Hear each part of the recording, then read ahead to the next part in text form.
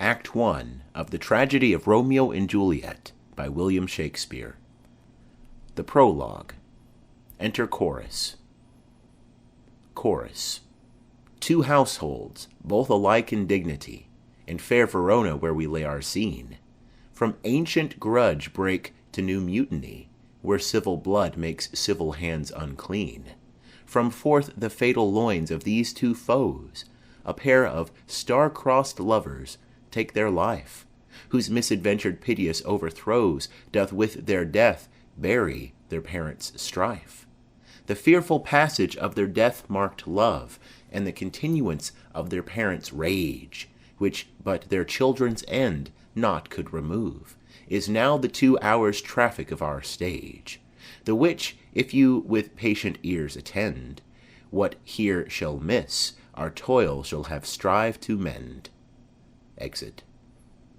Act One. Scene 1. Verona, a public place. Enter Samson and Gregory, with swords and bucklers, of the house of Capulet. Samson. Gregory, on my word, will not carry coals. Gregory.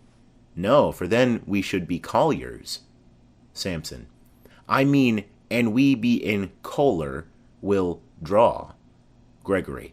Ay, while you live, draw your neck out of a collar. Samson. I strike quickly, being moved. Gregory. But thou art not quickly moved to strike. Samson. A dog of the house of Montague moves me. Gregory. To move is to stir, and to be valiant is to stand. Therefore, if thou art moved, thou runnest away. Samson. A dog of that house shall move me to stand. I will take the wall of any man or maid of Montague's. Gregory. That shows thee a weak slave, for the weakest goes to the wall. Samson. 'Tis true, and therefore women being the weaker vessels are ever thrust to the wall. Therefore I will push Montague's men from the wall, and thrust his maids to the wall. Gregory. The quarrel is between our masters and us their men. Samson. 'Tis all one. I will show myself a tyrant when I have fought with the men. I will be cruel with the maids. I will cut off their heads. Gregory. The heads of the maids? Samson. Ay, the heads of the maids, or their maiden heads. Take it in what sense thou wilt. Gregory. They must take it in the sense that feel it. Samson. Me they shall feel while I am able to stand, and 'tis known I am a pretty piece of flesh. Gregory. 'Tis well thou art not fish. If thou hadst been poor John. Draw thy tool. Here comes 2 of the house of Montague's. Enter 2 other serving men, Abram and Balthazar. Samson. My naked weapon is out. Quarrel. I will back thee. Gregory. How? Turn thy back and run? Samson. Fear me not. Gregory. No, marry, I fear thee. Samson. Let us take the law of our sides. Let them begin. Gregory. I will frown as I pass by, and let them take it as they list. Samson. Nay, as they dare. I will bite my thumb at them, which is disgrace to them, if they bear it. Abram. Do you bite your thumb at us, sir? Samson. I do bite my thumb, sir. Abram. Do you bite your thumb at us, sir? Samson, aside to Gregory. Is the law of our side if I say I? Gregory, aside to Samson. No. Samson. No, sir, I do not bite my thumb at you, sir, but I bite my thumb, sir. Gregory. Do you quarrel, sir? Abram. Quarrel, sir? No, sir. Samson. But if you do, sir, am for you, I serve as good a man as you. Abram. No better. Samson. Well, sir. Enter Benvolio. Gregory, aside to Samson. Say better. Here comes one of my master's kinsmen. Samson. Yes, better, sir. Abram. You lie. Samson. Draw, if you be men. Gregory, remember thy swashing blow. They fight. Benvolio. Part, fools! Beats down their swords. Put up your swords, you know not what you do. Enter Tybalt. Tybalt. What art thou drawn among these heartless hinds? Turn thee, Benvolio, look upon thy death. Benvolio. I do but keep the peace. Put up thy sword, or manage it to part these men with me. Tybalt. What, drawn, and talk of peace? I hate the word, as I hate hell, all Montagues, and thee. Have at thee, coward! They fight. Enter an officer and 3 or 4 citizens with clubs or partisans. Officer. Clubs, bills, and partisans! Strike! Beat them down! Citizens. Down with the Capulets! Down with the Montagues! Enter old Capulet in his gown, and his wife. Capulet. What noise is this? Give me my long sword. Ho! Wife. A crutch, a crutch. Why call you for a sword? Capulet. My sword, I say. Old Montague is come, and flourishes his blade in spite of me.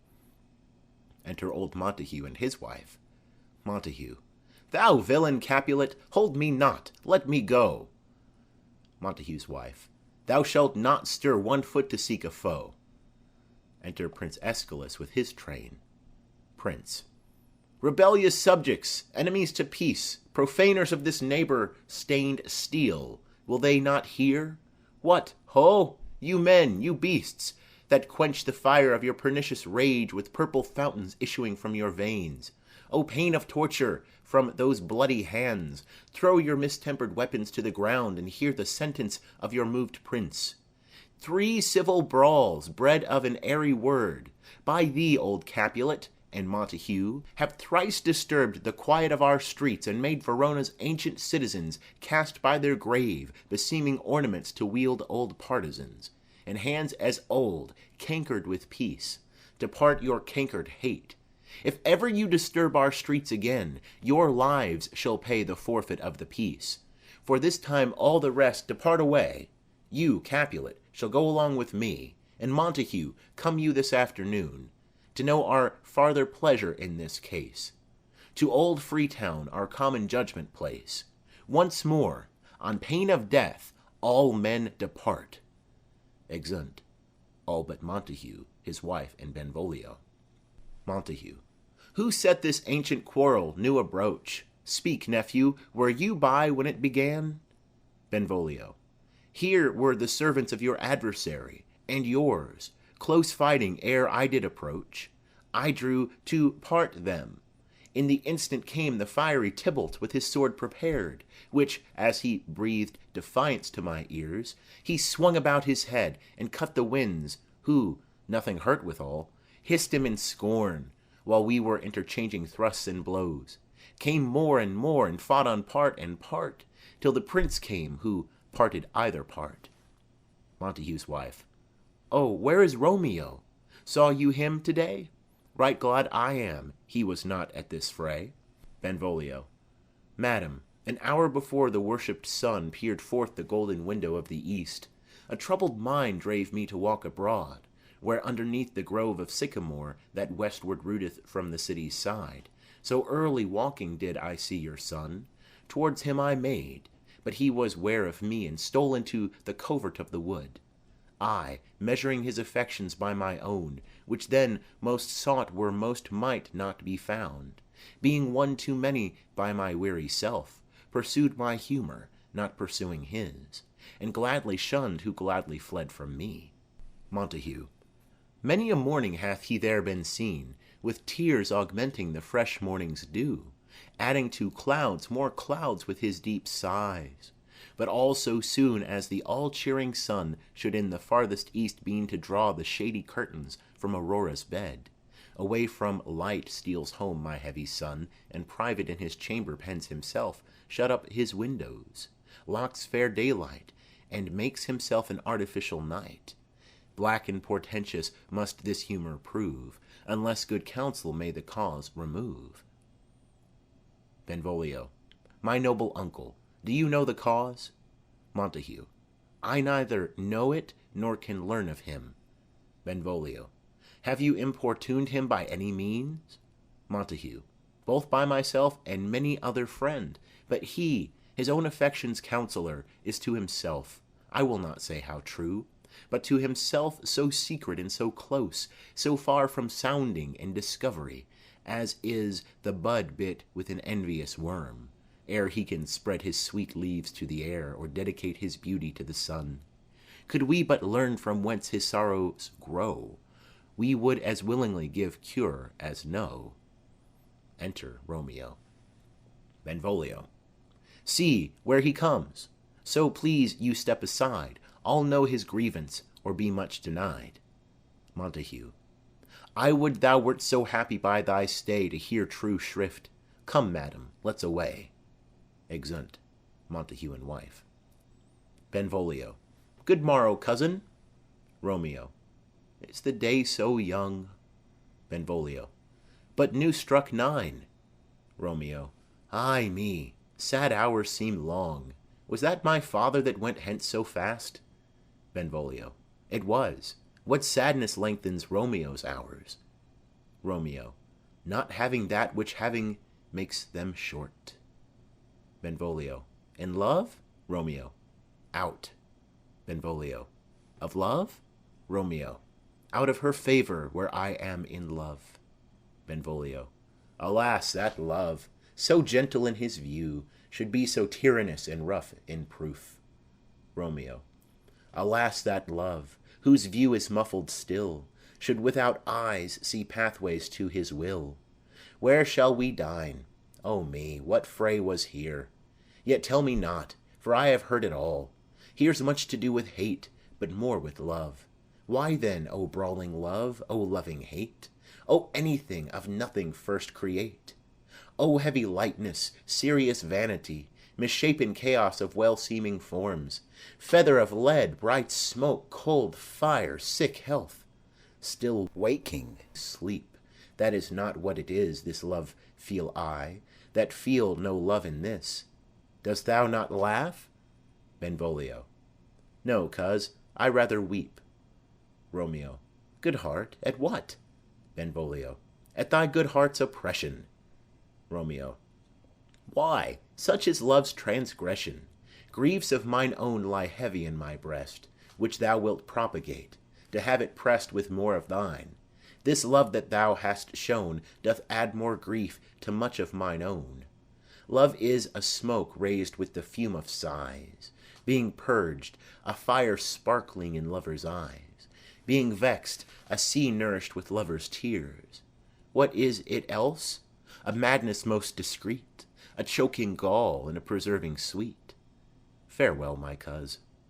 Benvolio. Soft! I will go along, and if you leave me so, you do me wrong. Romeo. Tut! I have lost myself. I am not here. This is not Romeo. He's some other where. Benvolio. Tell me in sadness, who is that you love? Romeo. What? Shall I groan and tell thee? Benvolio. Groan? Why, no. But sadly tell me who. Romeo. Bid a sick man in sadness make his will. Ah, word ill urged to one that is so ill. In sadness, cousin, I do love a woman. Benvolio. I aimed so near when I supposed you loved. Romeo. A right good markman, and she's fair I love. Benvolio. A right fair mark, fair coz, is soonest hit. Romeo. Well, in that hit you miss. She'll not be hit with Cupid's arrow. She hath Dian's wit, and, in strong proof of chastity, well armed, from love's weak childish bow she lives unharmed. She will not stay the siege of loving terms, nor bide the encounter of assailing eyes, nor ope her lap to saint-seducing gold. Oh, she's rich in beauty, only poor that, when she dies, with beauty dies her store. Benvolio. Then she hath sworn that she will still live chaste? Romeo. She hath, and in that sparing makes huge waste. For beauty, starved with her severity, cuts beauty off from all posterity. She is too fair, too wise, wisely too fair, to merit bliss by making me despair. She hath forth sworn to love, and in that vow do I live dead that live to tell it now. Benvolio. Be ruled by me. Forget to think of her. Romeo. Oh, teach me how I should forget to think. Benvolio. By giving liberty unto thine eyes. Examine other beauties. Romeo. 'Tis the way, to call hers exquisite. and question more. These happy masks that kiss fair ladies' brows, being black, puts us in mind they hide the fair. He that is strucken blind cannot forget the precious treasure of his eyesight lost. Show me a mistress that is passing fair. What doth her beauty serve but as a note where I may read who passed that passing fair? Farewell, thou canst not teach me to forget. Benvolio. I'll pay that doctrine, or else die in debt. Exunt. Scene 2. A street. Enter Capulet, County Paris, and servant, the clown. Capulet. But Montague is bound as well as I, and penalty alike, and 'tis not hard, I think, for men so old as we to keep the peace. Paris. Of honourable reckoning are you both, and pity 'tis you lived at odds so long. But now, my lord, what say you to my suit? Capulet. But saying o'er what I have said before, my child is yet a stranger in the world. She hath not seen the change of 14 years. Let 2 more summers wither in their pride, ere we may think her ripe to be a bride. Paris. Younger than she are happy mothers made. Capulet. And too soon marred are those so early made. The earth hath swallowed all my hopes but she. She is the hopeful lady of my earth. But woo her, gentle Paris, get her heart. My will to her consent is but a part. And she agree within her scope of choice, lies my consent and fair according voice. This night I hold an old accustomed feast, whereto I have invited many a guest, such as I love, and you among the store. One more, most welcome, makes my number more. At my poor house look to behold this night, earth-treading stars that make dark heaven light. Such comfort as do lusty young men feel when well-apparelled April on the heel of limping winter treads. Even such delight among fresh female buds shall you this night inherit at my house. Hear all see, and like her most, whose merit most shall be, which, on more view of many, mine being one, may stand in number, though in reckoning none. Come, go with me. To servant, giving him a paper. Go, sirrah, trudge about, through fair Verona, find those persons out, whose names are written there, and to them say, my house, and welcome on their pleasure stay. Exunt Capulet in Paris. Servant. Find them out whose names are written here? It is written that the shoemaker should meddle with his yard, and the tailor with his last, the fisher with his pencil, and the painter with his nets. But I am sent to find those persons whose names are here writ, and can never find what names the writing person hath here writ. I must to the learned in good time. Enter Benvolio and Romeo. Benvolio. Tut, man, one fire burns out another's burning. One pain is lessened by another's anguish. Turn giddy, and be hope by backward turning. One desperate grief cures with another's languish. Take thou some new infection to thy eye, and the rank poison of the old will die. Romeo. Your plantain leaf is excellent for that. Benvolio. For what, I pray thee? Romeo. For your broken shin. Benvolio. Why, Romeo, art thou mad? Romeo. Not mad, but bound more than a madman is. Shut up in prison, kept without my food, whipped and tormented and godden, good fellow. Servant. God gegodden, I pray, sir. Can you read? Romeo. Ay, mine own fortune in my misery. Servant. Perhaps you have learned it without book, but I pray, can you read anything you see? Romeo. Ay, if I know the letters and the language. Servant. Ye say honestly, rest you merry. Romeo. Stay, fellow, I can read. He reads. Signor Martino and his wife and daughters, County Anselmo and his beauteous sisters, the lady widow of Vitruvio, Signor Placiento and his lovely nieces, Mercutio and his brother Valentine, mine uncle Capulet, his wife and daughters, my fair niece Rosaline and Livia, Signor Valentio and his cousin Tybalt, Lucio and the lively Helena. Gives back the paper. A fair assembly. Whither should they come? Servant. Up. Romeo. Whither? Servant. To supper, to our house. Romeo. Whose house? Servant. My master's. Romeo. Indeed, I should have asked you that before. Servant. Now I'll tell you without asking. My master is the great rich Capulet, and if you be not of the house of Montagues, I pray come and crush a cup of wine. Rest you merry. Exit. Benvolio. At this same ancient feast of Capulets sups the fair Rosaline, whom thou so lovest, with all the admired beauties of Verona. Go thither, and with unattainted eye compare her face with some that I shall show, and I will make thee think thy swan a crow. Romeo. When the devout religion of mine eye maintains such falsehood, then turn tears to fires, and these, who often drowned, could never die. Transparent heretics, be burnt for liars. One fairer than my love? The all-seeing sun ne'er saw her match since first the world begun. Benvolio. Tut! You saw her fair, none else being by, herself poised with herself in either eye. But in that crystal scales let there be weighed your lady's love against some other maid, that I will show you shining at this feast, and she shall scant show well that now seems best. Romeo. I'll go along. No such sight to be shown, but to rejoice in splendor of my own. Exunt. Scene 3. Capulet's house. Enter Capulet's wife and nurse. Wife. Nurse, where's my daughter? Call her forth to me. Nurse. Now by my maidenhead at 12-year-old I bade her come. What, lamb? What, ladybird? God forbid, where's this girl? What, Juliet? Enter Juliet. Juliet. How now? Who calls? Nurse. Your mother. Juliet. Madam, I am here. What is your will? Wife. This is the matter. Nurse, give leave a while. We must talk in secret. Nurse, come back again. I have remembered me. Thou's hear our counsel. Thou knowest my daughter's of a pretty age. Nurse. Faith, I can tell her age unto an hour. Wife. She's not 14. Nurse. I'll lay 14 of my teeth, and yet to my teen be it spoken. I have but 4. She is not 14.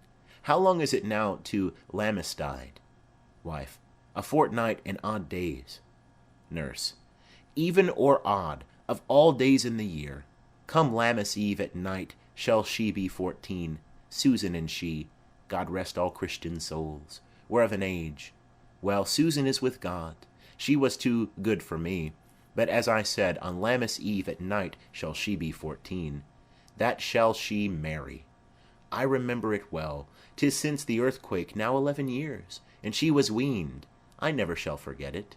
Of all the days of the year, upon that day, for I had then laid wormwood to my dug, sitting in the sun under the dove-house wall. My lord and you were then at Mantua. Nay, I do bear a brain. But, as I said, when it did taste the wormwood on the nipple of my dug, and felt it bitter, pretty fool, to see it Tetchian fall out with the dug. Shake, quoth the dove-house, 'twas no need, I trow, to bid me trudge.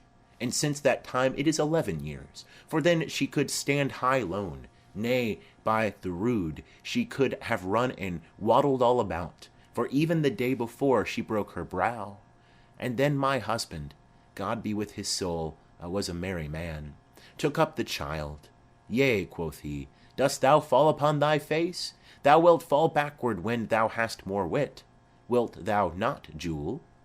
And by my holidem, the pretty wretch left crying and said, Ay. To see now how a jest shall come about, I warrant, and I should live 1,000 years, I never should forget it. Wilt thou not, Jule? Quoth he. And pretty fool, it stinted and said, Ay. Wife. Enough of this. I pray thee hold thy peace. Nurse. Yes, madam. Yet I cannot choose but laugh to think it should leave crying and say, Ay. And yet, I warrant, it bad upon it brow, a bump as big as a young cockerel stone, a perilous knock, and it cried bitterly. Yea, quoth my husband, fall'st upon thy face? Thou wilt fall backward when thou comest to age. Wilt thou not, Jule? It stinted and said, Ay. Juliet. And stint thou too, I pray thee, nurse, say I. Nurse. Peace, I have done. God mark thee to his grace. Thou wast the prettiest babe that e'er I nursed, and I might live to see thee married once. I have my wish. Wife. Mary, that Mary is the very theme I came to talk of. Tell me, daughter Juliet, how stands your disposition to be married? Juliet. It is an honor that I dream not of. Nurse. An honor? Were not I thine only nurse, I would say thou hadst sucked wisdom from thy teat. Wife. Well, think of marriage now. Younger than you, here in Verona, ladies of esteem are made already mothers. By my count, I was your mother much upon these years that you are now a maid. Thus, then, in brief, the valiant Paris seeks you for his love. Nurse. A man, young lady? Lady, such a man as all the world, why, he's a man of wax. Wife. Verona's summer hath not such a flower. Nurse. Nay, he's a flower, in faith a very flower. Wife. What say you? Can you love the gentleman? This night you shall behold him at our feast. Read o'er the volume of young Paris's face, and find delight writ there with beauty's pen. Examine every married lineament, and see how one another lends content.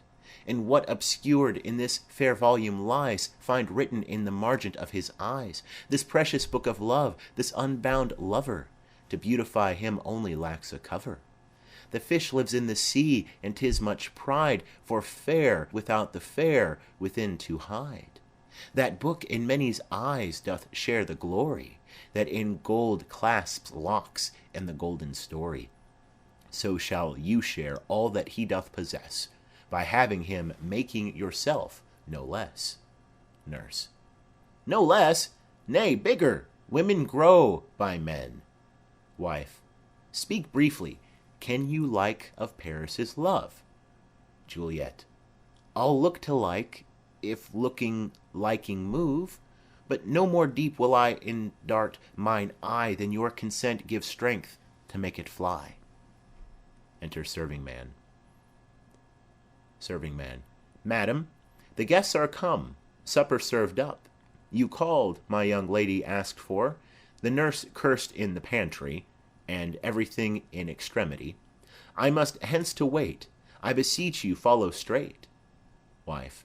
We follow thee. Exit serving man. Juliet, the county stays. Nurse. Go, girl, seek happy nights to happy days.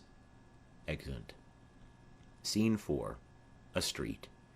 Enter Romeo, Mercutio, Benvolio, with 5 or 6 other maskers, torch-bearers. Romeo. What? Shall this speech be spoke for our excuse, or shall we on without apology? Benvolio. The date is out of such prolixity. We'll have no Cupid hoodwinked with a scarf, bearing a Tartar's painted bow of lath, scaring the ladies like a crow-keeper, nor no without-book prologue faintly spoke after the prompter for our entrance. But let them measure us by what they will. We'll measure them a measure, and be gone. Romeo. Give me a torch. I am not for this ambling, being but heavy. I will bear the light. Mercutio. Nay, gentle Romeo, we must have you dance. Romeo. Not I, believe me. You have dancing shoes. With nimble souls, I have a soul of lead. So stakes me to the ground I cannot move. Mercutio. You are a lover. Borrow Cupid's wings and soar with them above a common bound. Romeo.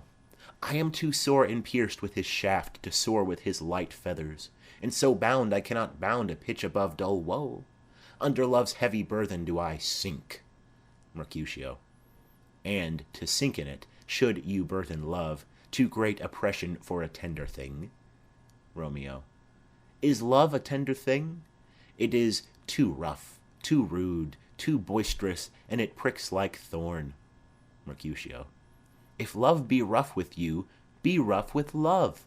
Prick love for pricking, and you beat love down. Give me a case to put my visage in, A visor for a visor. What care I? What curious eye doth quote deformities? Here are the beetle brows shall blush for me.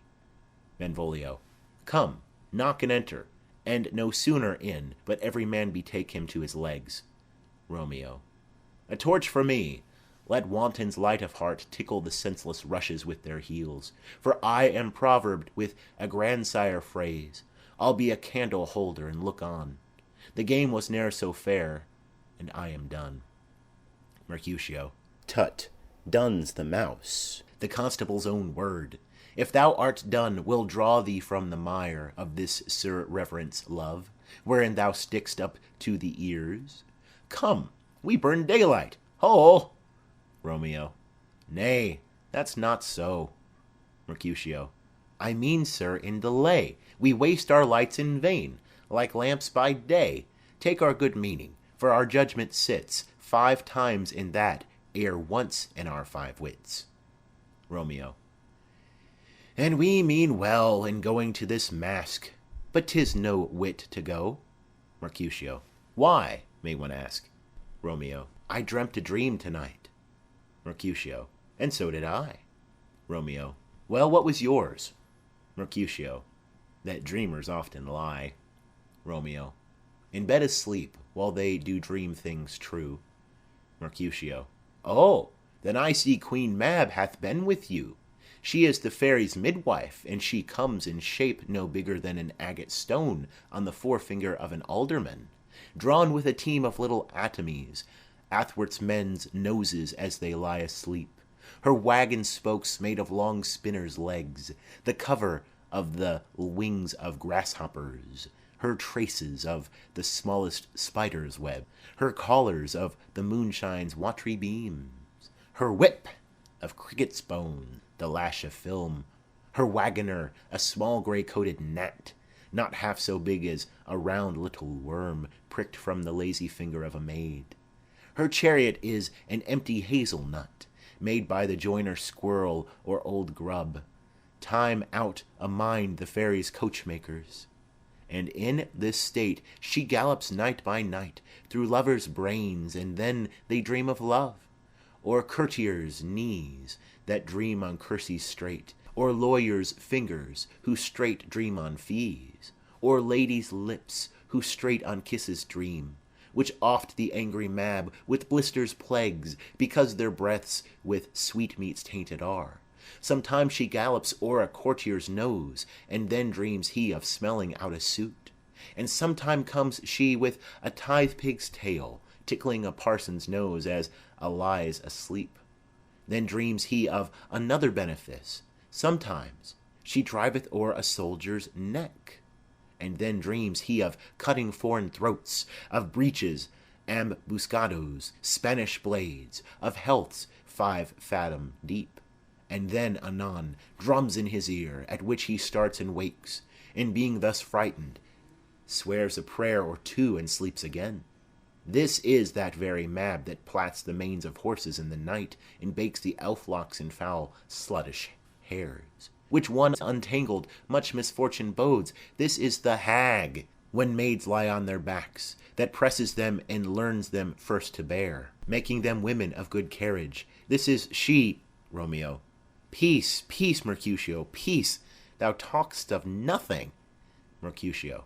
True, I talk of dreams, which are the children of an idle brain, begot of nothing but vain fantasy, which is as thin of substance as the air, and more inconstant than the wind, who woos even now the frozen bosoms of the north, and, being angered, puffs away from thence, turning his face to the dew-dropping south. Benvolio. This wind you talk of blows us from ourselves. Supper is done, and we shall come too late. Romeo. I fear too early, for my mind misgives some consequence. Yet hanging in the stars shall bitterly begin his fearful date with this night's revels, and expire the term of a despised life, closed in my breast, by some vile forfeit of untimely death. But he that hath the steerage of my course direct my sail. On, lusty gentlemen! Benvolio. Strike, drum!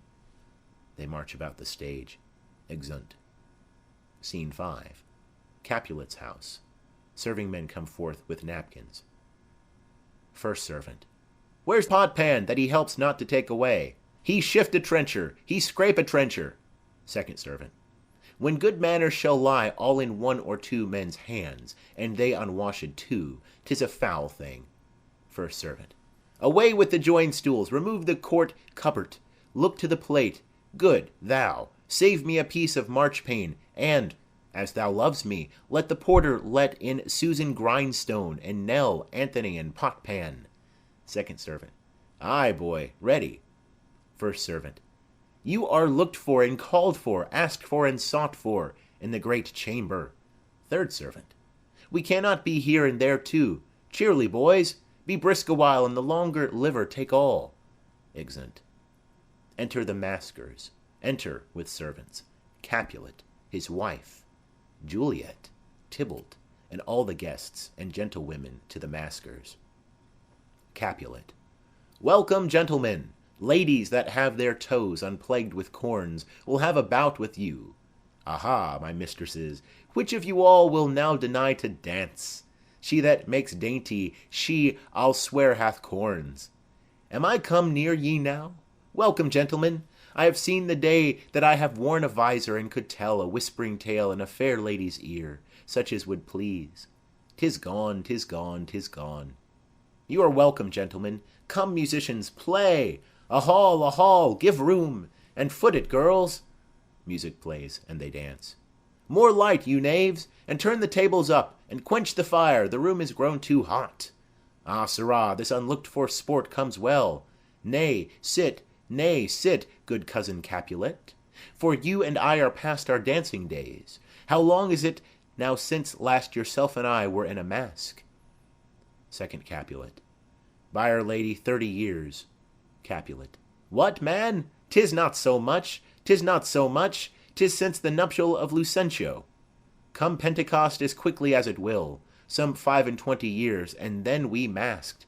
Second Capulet. 'Tis more, 'tis more. His son is elder, sir. His son is 30. Capulet. Will you tell me that? His son was but a ward 2 years ago. Romeo to a serving man. What lady's that, which doth enrich the hand of yonder knight? Serving man. I know not, sir. Romeo. Oh, she doth teach the torches to burn bright. It seems she hangs upon the cheek of night like a rich jewel in an Ethiop's ear. Beauty too rich for use, for earth too dear. So shows a snowy dove trooping with crows, as yonder lady o'er her fellows shows. The measure done, I'll watch her place of stand, and, touching hers, make blessed my rude hand. Did my heart love till now? Forswear its sight, for I ne'er saw true beauty till this night. Tybalt. This, by his voice, should be a Montague. Fetch me my rapier, boy. What dares the slave come hither, covered with an antic face, to fleer and scorn at our solemnity? Now, by the stock and honour of my kin, to strike him dead I hold it not a sin. Capulet. Why? How now, kinsman? Wherefore storm you so? Tybalt. Uncle, this is a Montague, our foe, a villain that is hither come in spite to scorn at our solemnity this night. Capulet. Young Romeo, is it? Tybalt. 'Tis he, that villain Romeo. Capulet. Content thee, gentle coz, let him alone. Bears him like a portly gentleman. And to say truth, Verona brags of him to be a virtuous and well-governed youth. I would not for the wealth of all this town here in my house do him disparagement. Therefore be patient. Take no note of him. It is my will. The which, if thou respect, show a fair presence, and put off these frowns, an ill-beseeming semblance for a feast. Tybalt. It fits when such a villain is a guest. I'll not endure him. Capulet. He shall be endured. What, goodman boy? I say he shall. Go to. Am I the master here, or you? Go to. You'll not endure him. God shall mend my soul. You'll make a mutiny among my guests. You will set cock-a-hoop. You'll be the man. Tybalt. Why, uncle, 'tis a shame. Capulet. Go to, you are a saucy boy. Is it so indeed? This trick may chance to scathe you, I know what. You must contrary me. Marry, 'tis time. Well said, my hearts. You are a prince cox. Go, be quiet, or more light, more light. For shame, I'll make you quiet. What? Cheerly, my hearts. Tybalt. Patience perforce with wilful choler meeting makes my flesh tremble in their different greeting. I will withdraw, but this intrusion shall no seeming sweet convert to bitterest gall. Exit. Romeo. If I profane with my unworthiest hand this holy shrine, the gentle fine is this: my lips to blushing pilgrims ready stand to smooth that rough touch with a tender kiss. Juliet. Good pilgrim, you do wrong your hand too much, which mannerly devotion shows in this. For saints have hands that pilgrims' hands do touch, and palm to palm is holy palmer's kiss. Romeo. Have not saints lips, and holy palmers too? Juliet. Ay, pilgrim, lips that they must use in prayer. Romeo. O then, dear saint, let lips do what hands do. They pray, grant thou, lest faith turn to despair. Juliet. Saints do not move, though grant for prayer's sake. Romeo. Then move not while my prayer's effect I take. Thus from my lips by thine my sin is purged. Kisses her. Juliet. Then have my lips the sin that they have took. Romeo. Sin from my lips? O trespass sweetly urged, give me my sin again. Kisses her. Juliet. You kiss by the book. Nurse. Madam, your mother craves a word with you. Romeo. What is her mother? Nurse. Mary, bachelor, her mother is the lady of the house, and a good lady, and a wise and virtuous. I nursed her daughter that you talked withal. I tell you, he that can lay hold of her shall have the chinks. Romeo. Is she a Capulet? Oh, dear account! My life is my foe's debt. Benvolio. Away, be gone, the sport is at the best. Romeo. Ay, so I fear, the more is my unrest. Capulet. Nay, gentlemen, prepare not to be gone. We have a trifling foolish banquet towards. Is it e'en so? Why then, I thank you all. I thank you, honest gentlemen. Good night. More torches here. Exunt maskers. Come on, then, let's to bed. Ah, sirrah, by my fay, it waxes late. All to my rest. Exunt. All but Juliet and nurse. Juliet. Come hither, nurse. What is yon gentleman? Nurse. The son and heir of old Tiberio. Juliet. What's he that now is going out of door? Nurse. Marry, that I think be young Petruchio. Juliet. What's he that follows there, that would not dance? Nurse. I know not. Juliet. Go ask his name, if he be married. My grave is like to be my wedding bed. Nurse. His name is Romeo, and a Montague, the only son of your great enemy. Juliet. My only love? Sprung from my only hate? Too early seen unknown, and known too late. Prodigious birth of love, it is to me that I must love a loathed enemy? Nurse. What's this? What's this? Juliet. A rhyme I learnt even now, of one I danced withal. One calls within. Juliet. Nurse. Anon, anon. Come, let's away. The strangers all are gone. Exunt.